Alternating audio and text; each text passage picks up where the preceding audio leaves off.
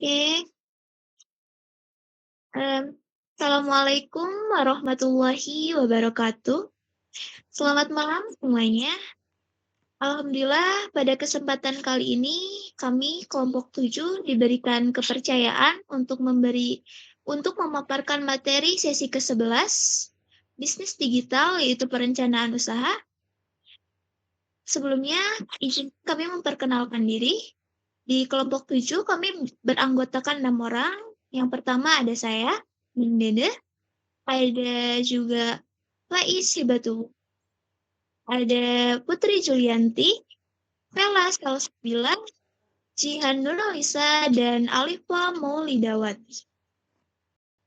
Baik, tidak usah berlama-lama, langsung saja kita ke materi pertama yang akan disampaikan oleh saudara Faiz Hibatullah, yaitu fungsi perencanaan usaha. Waktu dan tempat saya persilahkan.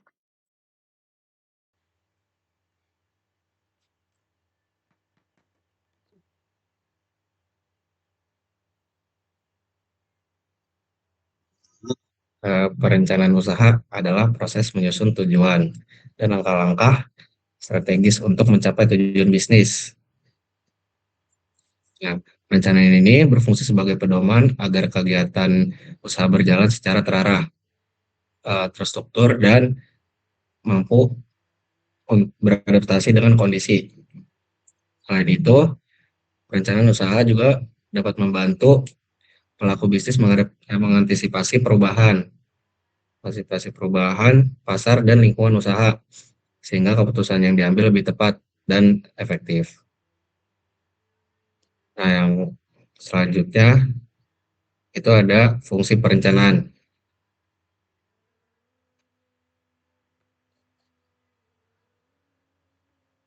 Fungsi perencanaan.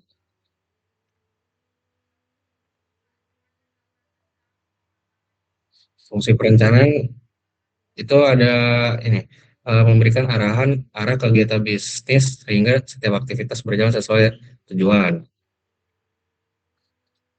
Nah, yang selanjutnya itu mengurangi ketidakpastian pasar dan memprediksi peluang dan risiko yang mungkin terjadi.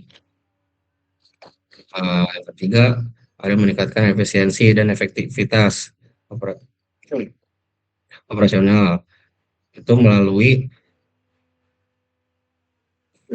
pengaturan sumber daya secara optimal. Nah, yang keempat itu menjadi dasar pengambilan keputusan yang lebih rasional dan terstruktur dan terukur. Yang terakhir itu ada memperkuat koordinasi antara bagian usaha karena setiap divisi memahami peran dan targetnya masing-masing. Wah, baik. Terima kasih Saudara Faiz atas pemaparan materi yang sangat lugas dan tegas. Dari materi yang disampaikan dapat kita simpulkan bahwa perencanaan usaha adalah dasar yang memberikan arah kepada bisnis agar jalan ke depannya lebih terarah secara jelas dan juga dapat memposisikan dengan keadaan atau kondisi pasar. Baik, selanjutnya materi akan disampaikan oleh Saudara Alifa Maulidawati. Waktu dan tempat saya persilahkan.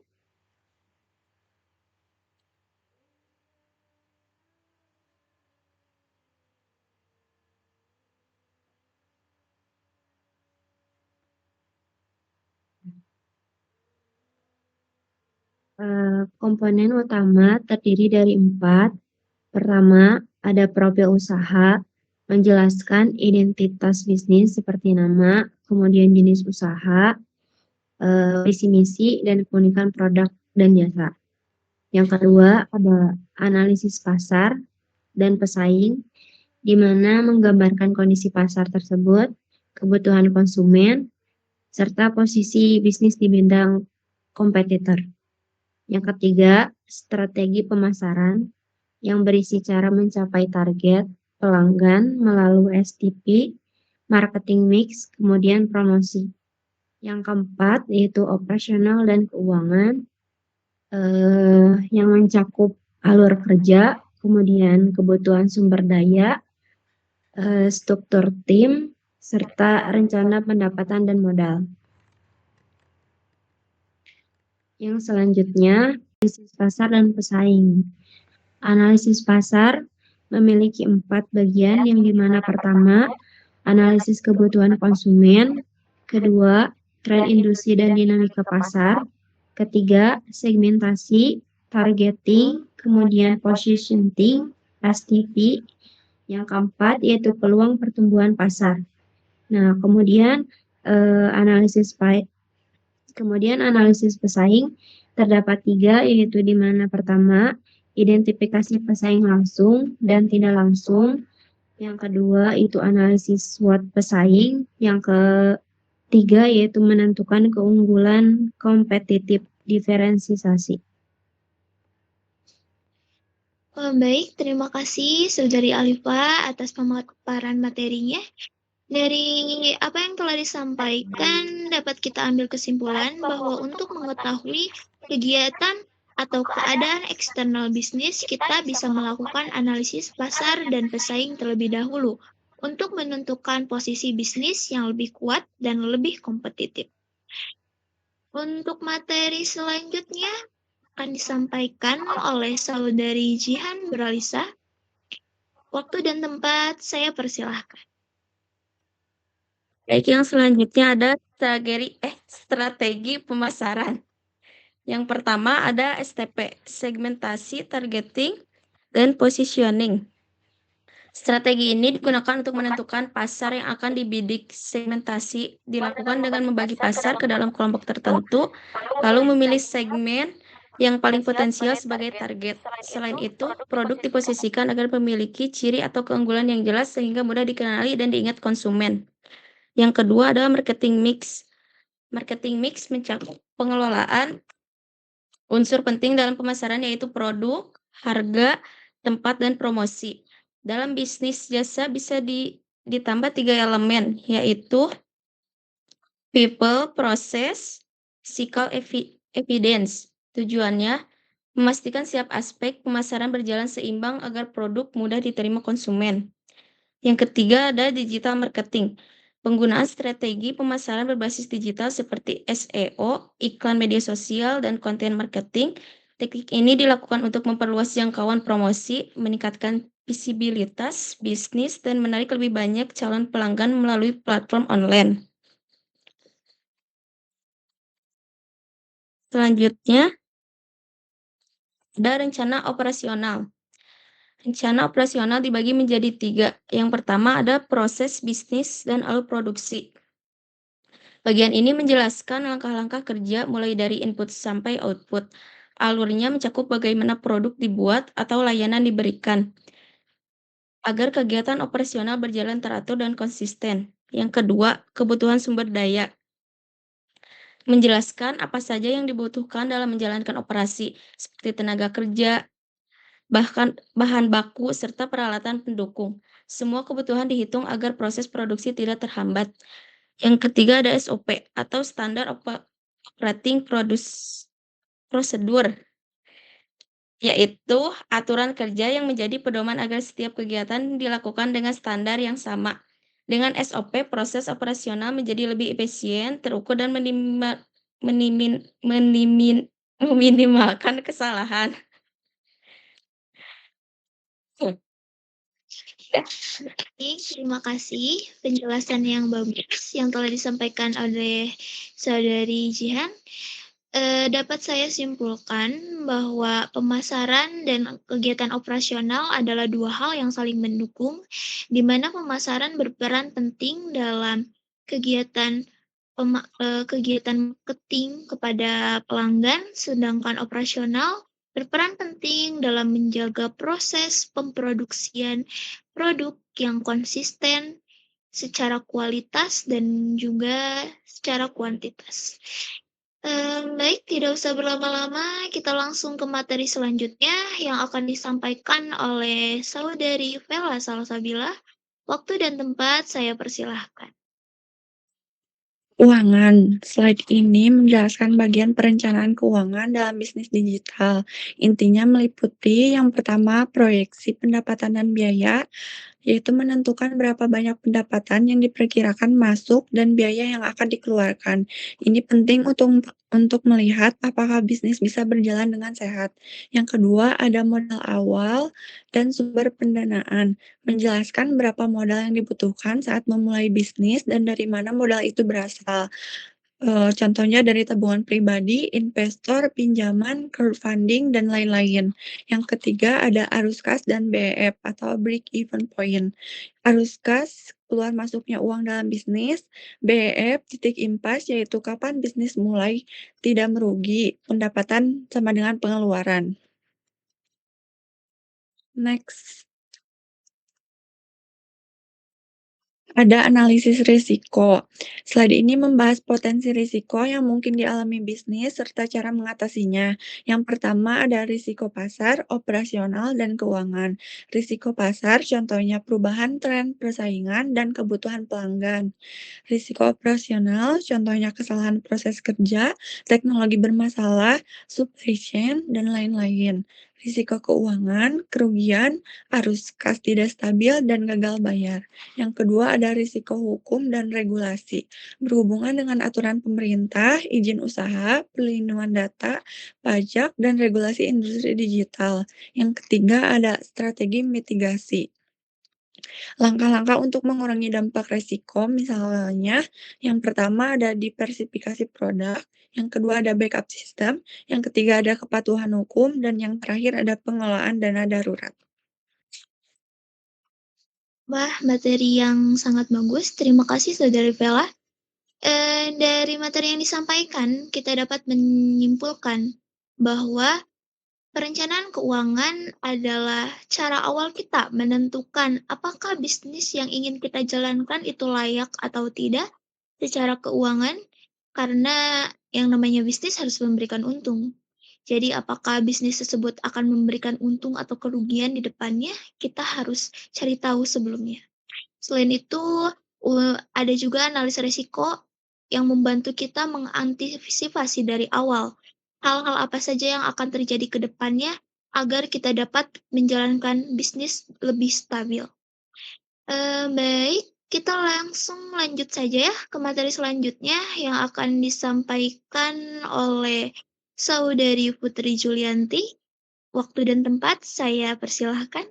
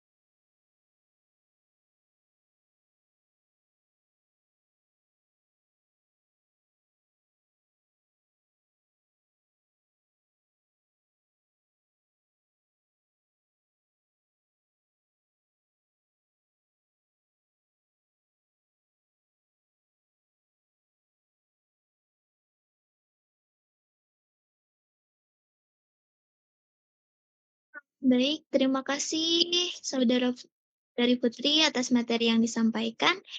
Sebelum kita menutup pertemuan kali ini, izinkan saya menambahkan satu materi lagi tentang bisnis model kanvas atau yang biasa disingkat BMC. Bisnis model kanvas adalah alat untuk memetakan model bisnis secara ringkas namun menyeluruh.